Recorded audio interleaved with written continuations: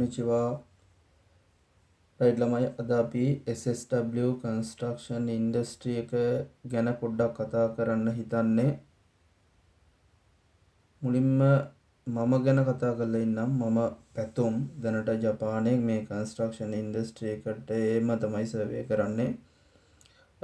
Engineer ස්පෙෂලිටි ඉන් human කියන visa එකෙන් තමයි වැඩ කරන්නේ. දැනට අවුරුදු 4ක් විතර ජපානයේ මේ කන්ස්ට්‍රක්ෂන් එක්කම ගැටෙමින් වැඩ කරමින් ඉන්නවා. ඉතින් මේ SSW කැටගරියේ කන්ස්ට්‍රක්ෂන් ඉන්ඩස්ට්‍රි එකේ තියෙන ඇත්තටම අපේ ජොබ් එකේදී අපි එදිනෙදා භාවිතා කරන දේවල්. ඉතින් ලංකාවේ ඉඳන් මේ SSW වීසා එකට ගොඩක් දෙනෙක් එන්න බලාගෙන ඉන්න හින්දා මම හිතුවා මගේ එක්ස්පීරියන්ස් එක ඔයාලත් එක්ක ෂෙයා කරගන්න ඕන සහ මගේ නොලෙජ් එක ෂෙයා කරගන්න ඕන කියලා. ඉතින් මම දන්නවා දැනට ජපානෙට එන්න තියෙන අවස්ථා පොඩ්ඩක් සීමිතයි නේ. ස්ටුඩන්ට් ආවත් ලක්ෂ ගාණක් වියදම් වෙනවා. ඒකත් එක්ක බලද්දී SSW වගේ ජොබ් එකකට දැන් අලුතෙන් තියෙන ඔපචුනිටි එක ගොඩක් වැඩි වෙලා තියෙන්නේ. ඉතින් අද මාත් එක්ක බලමු මේ SSW වීසා එක කියන්නේ මොකක්ද සහ මේ කන්ස්ට්‍රක්ෂන් ඉන්ඩස්ට්‍රි එක ගැන තමයි අද කතා කරන්නේ මූලිකවම.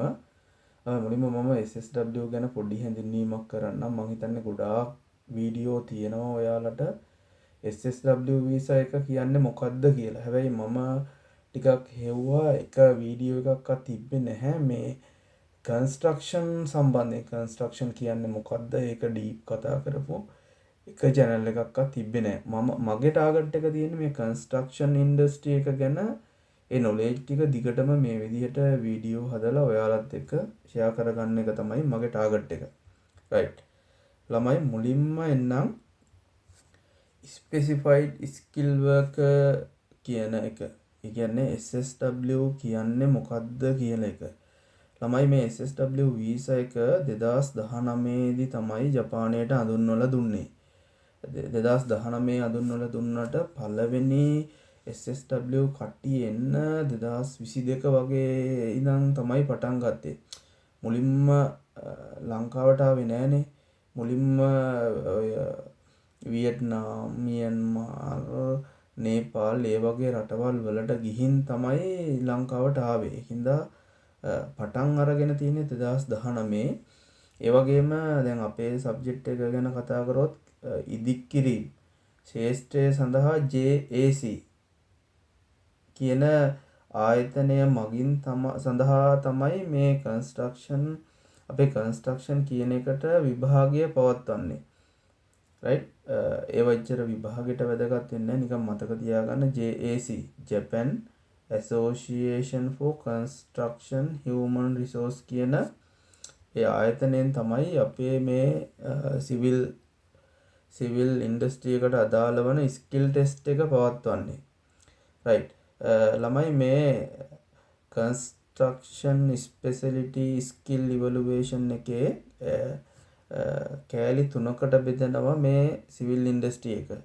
පළවෙනි එක සිවිල් ඉන්ජිනියරින්, දෙවෙනි එක බිල්ඩින් කන්ස්ට්‍රක්ෂන්, දෙවෙනි එක ඉන්ෆ්‍රාස්ට්‍රක්චර් ඇන්ඩ් ඉක්විප්මන්ට් කියලා කෑලි 3කට බෙදෙනවා. මම ඉස්සරහට මේ ටෙක්ස්ට් බුක් එක අරගෙන කොහොමද මේ ටෙක්ස්ට් බුක් එකෙන් අපි එක්සෑම් එකට මේවා වෙන්නේ. මේකේ පාඩම් 7ක් තියෙනවා. මම ඉස්සරහට වෙනම පාඩම් 7 ගැනම ඩීප්ලි කතා කරන්නම්. දැනට සහ මේ වීඩියෝ එකේ අන්තිමට මම කතා කරන්නම් මේ සිවිල් ඉන්ජිනියරින් වල සිලබස් එකේ වෙනස මොකද්ද, බිල්ඩින් කන්ස්ට්‍රක්ෂන් වෙද්දී කොහොමද වෙනස් වෙන්නේ සහ ඉන්ෆ්‍රාස්ට්‍රක්චර් ඇන්ඩ් ඉක්විප්මන්ට් කියන කෑල්ලේදී කොහොමද මේක වෙනස් වෙන්නේ කියලා. රයිට්. හරි. අපි යමු ඊගාව ස්ලයිඩ් එකට. ස්පෙસિෆයිඩ් ස්කිල් වර්කර්.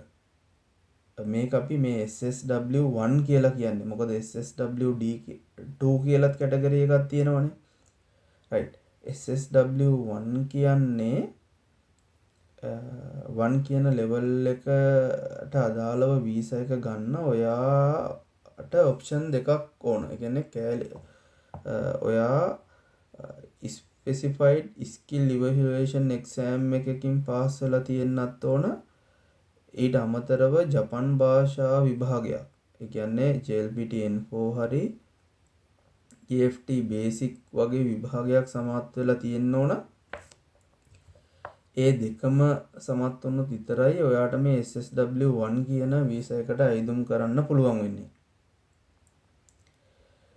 right ළමයි SSW2 කියලත් වීසා එකක් තියෙනවා. SSW2 එක ගන්න නම් ඔයා SSW1 විභාගයේ සමත් වෙලා ජපානයට ඇවිල්ලා ජපානයේදී තමයි ඔයාට මේ SSW2 කියන වීසා එක ගන්න පුළුවන්. ළමයි මම දැනට වැඩ කරන කම්පැනිත් මේ SSW2 කියන වීසා එක ගත්ත කට්ටිය ඉන්නවා. අවුරුදු 8ක් 9ක් විතර පරණ කට්ටිය ඉන්නවා SSW2 කියන එක ගත්තාම මේක දැන් අපි කම්පෙයාර් කරද්දී ඉන්ජිනියර් ස්පෙෂලිටි ඉන් හියුමන් වලට වඩා ටිකක් ප්‍රබල වීසා එකක් මේ වගේ SSW2 එකක් ගත්තොත් එහෙම මොකද මේ වීසා එකේ ඩිපෙන්ඩව ගෙන්න ගන්න පුළුවන්. ඒ වගේම ඩිපෙන්ඩට අන්ලිමිටඩ් වැඩ කරන්නත් පුළුවන්. අපේ කම්පැනි ඉන්නවා දැනට මේ SSW2 වීසා එක ගත්ත කට්ටිය එයාලගේ ඩිපෙන්ඩව ගෙන්න ගන්න පුළුවන් සහ ඩිපෙන්ඩට අන්ලිමිටඩ් වැඩ කරන්න පුළුවන්. right SSW2 කියන එක ගත්තොත් එහෙම මේක මේ SSW2 එකට වීසා එක මාරු කරගන්න ඔයා specified skill evaluation exam 2 කියන exam එක සමත් වෙලා තියෙන්න ඕන. ඒත් එක්කම ඔයාගේ කම්පැනියෙන් ගන්න ඕන පොඩි ලෙටර් එකක්. ඔයා group leader කෙනෙක් ලෙස වැඩ කරනවා කියලා පොඩි සර්ටිෆිකේට් එකක් ගන්න ඕන. ඒ දෙක තිබ්බාම ඔයාට ඔයාගේ SSW වීසා එක SSW2 වලට කන්වර්ට් කරගන්න පුළුවන්. මම දැක්කා YouTube එකේ උඩ පල්ලෙහා යද්දී Facebook එකේ උඩ පල්ලෙහා යද්දී ලංකාවේ ළමයි දැන්ටම ඔය ෆුඩ් සර්විසස් වල ඉන්න ළමයි මම දැක්කා SSW2 වීසා එකට මාරු වෙලා තියෙනවා. මම දැක්කා YouTube එකේ මාරු වෙලා තියෙනවා. ඒ වගේම මේ ඔයා කන්ස්ට්‍රක්ෂන් ඉන්ඩස්ට්‍රි එකෙත් ඔයා ලංකාවේ ඉඳන් SSW1 කියන ලෙවල් එක පාස් වෙලා ආවොත් ඔයාට ජපානයේදී SSW2 කියන වීසා එකට මාරු වෙන්න පුළුවන්. right මම කතා කරන්නම් SSW2 එකේ තියෙන ප්‍රධාන වාසි. මේ SSW2 වලට කන්වර්ට් කරගත්තොත් ජපානයේ දීර්ඝ කාලයක් ඉන්න පුළුවන්. එතකොට දැන් SSW වල තියෙනවනේ කන්ඩිෂන් එකක් ලිමිට් එකක් අවුරුදු 5යි ඉන්න පුළුවන්. ඊට පස්සේ ඔයාගේ ඩිපෙන්ඩර් එහෙම නැත්නම් ළමයි ඔයාගේ ඩිපෙන්ඩර්ස් ලව ජපානයට ගේන්න පුළුවන් මේ SSW වලට. මෙච්චර කල් SSW1 වලින් PR එක සඳහා පාත් එකක් හැදිලා තිබ්බේ නෑනේ. හැබැයි SSW2 ගත්තොත් PR එක සඳහා පාත් එක විවෘත වෙනවා. ඒ වගේම දැන් SSW2 කියන වීසා එක තියෙද්දි ඔයා ලීඩර් කෙනෙක්. එතකොට ඔයාගේ තනතුර වැඩි අර වගේ ටිකක් නෙමෙයි ඔයාට වැඩ බලන්න වගේ තියෙන්නේ. එතකොට ඔයා කම්පැනි අවුරුදු 5ක් විතර වැඩ කළා ඔයා ඒකේ හොඳ දක්ෂයෙක් වුණාට පස්සේ මේ SSW වීසා තියෙන කට්ටිය ගොඩක් අය ලීඩර්ස්ලා විදිහට තමයි වැඩ කරන්නේ. right ඒ ටික තමයි SSW2 වීසා එකට කන්වර්ට් කරගත්තාම තියෙන වාසි. right ළමයි දැන් අපි SSW වල තියෙන එක්සෑම් එක ගැන කතා කරමු. ළමයි SSW1 එහෙම නැත්නම් තුයි SSW2 එක කියන දෙකේම විභාග තියෙනවා. ඒක ගැන කතා කරොත් මේ විභාග තියරිටිකල් ටෙස්ට් එකකුත් තියෙනවා. ඒ වගේම ප්‍රැක්ටිකල් ටෙස්ට් එකකුත් තියෙනවා. ඇත්තටම මෙහෙම තියරිටිකල් ටෙස්ට් එකක් තියෙනවා කිව්වට මේ ටෙස්ට් දෙකම තියෙන්නේ කම්පියුටර් බේස් ටෙස්ට් එකක් තියෙන්නේ. අපි මුලින්ම බලමු මේ SSW1 කියන විභාගයට අදාළ මේ තියරිටිකල් ටෙස්ට් එකයි ප්‍රායෝගික ටෙස්ට් එකයි කොහොමද කියලා. ඇත්තටම තියරිටිකල් ටෙස්ට් එකේදී ඔයා ගාවට එන මේ රිසෝර්ස් බුක් එකක් තියෙනවනේ. ඇත්තටම අපි කලින් කතා කරානේ සිවිල් ඉන්ජිනියරින් කියලා කාණ්ඩයක් බෙදෙනවා, බිල්ඩින් කියලා බෙදෙනවා, ඉන්ෆ්‍රාස්ට්‍රක්චර් ඇන්ඩ් ඉක්විප්මන්ට් කියලා කොටස් 3කට බෙදුණානේ. ඒ කොටස් 3ට වෙනම ටෙක්ස්ට් බුක් තියෙනවා. ඔයාලට ටෙක්ස්ට් බුක් එක නැත්තම් මගේ මේල් එකට පොඩි ටෙක්ස්ට් එකක් දාන්න මම ඔයාට එවන්නම්. මගේ Facebook page එකේ මම මගේ ඊමේල් එක දාලා තියන්නම්. ඒ වගේම මගේ YouTube channel එකේත් මම දාලා තියන්නම් ඊමේල් එක. ඒ ඊමේල් එකට ඔයා ගාවට මේ ටෙක්ස්ට් බුක් එක නැත්තම් මට මැසේජ් එකක් දාන්න මම අනිවාර්යෙන්ම ඔයාට එවන්නම්. right. theoretical test එක ගැන කතා කරොත් මේ theoretical test එකේ කරන්නේ ඉදිකිරීම සම්බන්ධ දැනුම, ආරක්ෂාව, නීති හා ක්‍රියාපටිපාටි තමයි මේ theoretical test එකේ කතා කරන්නේ. ප්‍රායෝගික එහෙම නැත්නම් ප්‍රැක්ටිකල් ස්කිල් ටෙස්ට් එකේ රැකියාවට අවශ්‍ය කුශලතාවය, එහෙම නැත්නම් ප්‍රායෝගික වැඩ කිරීමේ හැකියාව. දැන් අර මම කලිනුත් කතා කිව්වනේ ඔයාගේ පේපර් එකේ පාඩම් 7ක් තියෙනවා. ඒකෙන් පළවෙනි පාඩම් 4 අයිති වෙන්නේ මේ තියරිටිකල් ටෙස්ට් එකට තමයි යන්නේ. පස්වෙනි පාඩම, 6වෙනි පාඩම, 7වෙනි පාඩම ඔයාගේ යන්නේ ප්‍රැක්ටිකල් ටෙස්ට් එකට. right. ඒ වගේම ළමයි වෙබ්සයිට් එකේ තියෙනවා ඔයා මේ SSW විභාගයේදී විභාගයේ වංචා කිරීමක් කරන්න ගත්තොත් එහෙම ඔයාට දැඩි ලෙස තහනම් වෙනවා. අපි දන්නවා ජපානයේ නීති රීති ගොඩක් තදයි. ඒ වගේම ඒ වගේ විනය විරෝධී වගයක් කරොත් මේ වෙබ්සයිට් එකේම ගහලා තියෙනවා ඔයාලට දැඩි දඬුවම් හම්බ වෙනවා කියලා. උදාහරණයක් ලෙස මෙම ප්‍රොමෙට්‍රික් ID එක එකකට වඩා භාවිතා කළා. දැන් SSW අපි තමු JFT exam එකක් එකපාරක් පාස් වුණාට පස්සේ ආයෙ දවස් 45ක් ඉන්න ඕන ඊගාව එක්සෑම් එක දාන්න. එතකොට ගොඩක් අය කරන්නේ මේ ප්‍රොමෙට්‍රික් ID එක තව ID එකක් හදාගෙන ඒකෙන් එක්සෑම් එක දානවා.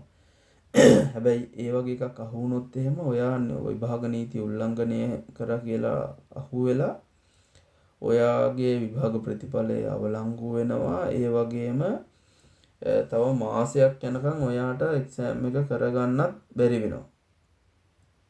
right. ඒකින්ද ළමයි ජපානය වගේ රටක පොඩ්ඩක් වැඩ කරද්දී හරි පරිස්සමෙන් වැඩ කරගන්න. ඒ වගේම මේ නීතිය තදින්ම බලන රටක් හින්දා නීතියට ගරු කරලා ඒ වැඩ කටයුතු කරන්න කියලා මම ආයිත් ඔයාලට කියනවා. right. අපි බලමු මේ SSW1 exam එකේ theoretical ප්‍රශ්න කීයක් තියෙනවද? මේ ප්‍රශ්න වලට කාලය කොච්චරද? මොන ආකාරයේ ප්‍රශ්නද තියෙන්නේ කියන එක පොඩ්ඩක් බලමු. ළමයි මුලින්ම ප්‍රශ්න ගාන තියරිටිකල් එකේ ප්‍රශ්න ගාන 30ක් තියෙනවා. කාලය විනාඩි 60යි. මේකේ තියෙනවා ළමයි අර හරි වැරදි දාන්නේ true false කියලා. ඒ වගේ ප්‍රශ්න තියෙනවා. එහෙම නැතුව MCQ උත් තියෙනවා. 1 ඉඳන් 4 වෙනකන් හරි MCQ එක තෝරන්න පුළුවන් විදියට MCQ උත් තියෙනවා.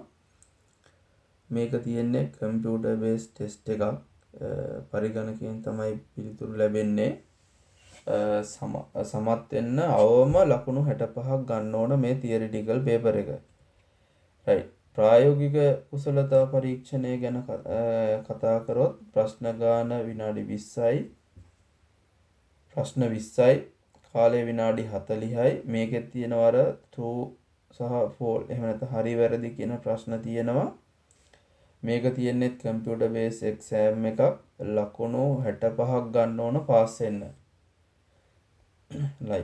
ළමයි දැන් අපි මේ කන්ස්ට්‍රක්ෂන් ඉන්ඩස්ට්‍රි එකේ පෙළපොත ගත්තාම එයාලගේ වෙබ්සයිට් එකේ ෆෝමෙට්‍රික් වෙබ්සයිට් එකේ දාලා තියෙනවා පෙළපොතනේ. ඒ පාඩම් 7ක් තියෙනවා මේ ටෙස්ට් එකට. මේ පාඩම් 7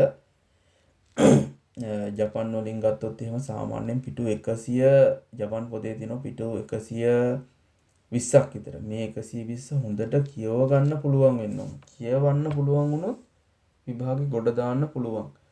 ඇත්තටම දැන් මම දැනට බලලා තියෙන විදිහට ජපන් ගොඩක් ලොකු නොලෙජ් එකක් ඕනේ නැහැ. ඒකේ ක්ලියර් දැනුමක් ඕනේ නැහැ. හැබැයි ඔයාට තියෙන්න ඕන ළමයි ඒ වචනයක් දැක්කහම මේ වචනේ හරියටම තේරුම ගන්න පුළුවන් වෙන්න ඕන. right. එතකොට මේ විෂය නිර්දේශයේ පාඩම් 7ක් තියෙනවා. මේ පළවෙනි පාඩමේ ඉඳන් 4 වෙනි පාඩම දක්වා යන්නේ තියරිටිකල් ටෙස්ට් එකට. ඒ කියන්නේ අපි කියවනේ පේපර් දෙකක් එනවා කියලා. ඒකේ පළවෙනි පේපර් එකට එනවා පළවෙනි පාඩමේ ඉඳන් 4 වෙනි පාඩම වෙනකම්. 5 වෙනි පාඩමේ ඉඳන් 7 වෙනි පාඩම වෙනකම් එනවා ප්‍රැක්ටිකල් ටෙස්ට් එකට. ඒ කියන්නේ දෙවෙනි පේපර් එකට එනවා 5 ඉඳන් 7 වෙනකම්. right. ළමයි දැන් අපි අර කලිනුත් කිව්වනේ මේ කන්ස්ට්‍රක්ෂන් ඉන්ඩස්ට්‍රි එක ප්‍රධාන කැටගරි තුනකට කඩලා තියෙනවා. Civil engineering, building, infrastructure and equipment කියලා. මේ හැම කාණ්ඩයටම පාඩම් 7ක් තියෙනවා. මේ හැම කාණ්ඩයක් සඳහාම පාඩම් 7ක් තියෙනවා. මේ පාඩම් 7 1 ඉඳන් 4 වෙනකම් මේ තියරිටිකල් ටෙස්ට් එකටත් 5 ඉඳන් 7 වෙනකම් ප්‍රැක්ටිකල් ටෙස්ට් එකටත් විදිහට තමයි තියෙන්නේ.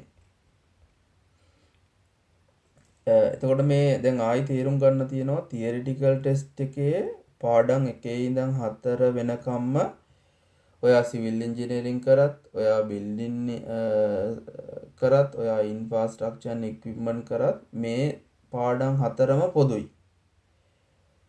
ප්‍රැක්ටිකල් ටෙස්ට් එකේ විතරක් ඔයාගේ පාඩම් ටික වෙනස් වෙනවා. ඔයා සිවිල් ඉන්ජිනියරින් ගත්තොත් පාඩම් 5 ඉඳන් 7ට වෙනස්. ඉන්ෆ්‍රාස්ට්‍රක්චර් ඇන්ඩ් ඉක්විප්මන්ට් ගත්තොත් ඒත් වෙනස්. බිල්ඩින් එක ගත්තොත් වෙනස්. එතකොට පළවෙනි පාඩමේ ඉඳන් 4 වෙනකම්ම මේ කාණ්ඩ 4ටම සමානයි. 5 වෙනි පාඩමේ ඉඳන් 7 වෙනි පාඩම දක්වා මේ කාණ්ඩවලට වෙන වෙනම වෙනස් වෙනවා. ඉතින් මේක තමයි මගේ අද පළවෙනි දවසේ ඉන්ඩක්ෂන් එක. ළමයි මුලින්ම දැන් මේ පාඩම් 7ක් තියෙනවා කියලා අපි කතා කරානේ. පාඩම් 7 ගැන කතා කරද්දී මුලින්ම අපි පාඩම් 7 වෙන වෙනම හොඳ වෙලාවක් අරගෙන මුලින්ම මේ පාඩම් වල තියෙන vocabulary කැරි කියන්නේ වචන ටික හරියටම සෙට් කරගමු. වචන ටික දන්නවා නම් මම කියන්නේ එක්සෑම් එක ගොඩ. වචන ටික තමයි තියෙන්නේ. කියව ගන්න පුළුවන් කියන්නේ වචන ටික දන්නවා කියන්නේම විභාගේ ගොඩ. එච්චරයි තියෙන්නේ. right ළමයි ඊගාව පාඩමෙන් හම්බ වෙමු. ඒ කියන්නේ පළවෙනි පාඩමේ vocabulary කියන කොටසෙන් හම්බ වෙනකම් මම ගිහින් එන්නම්. එහෙනම් ජමතා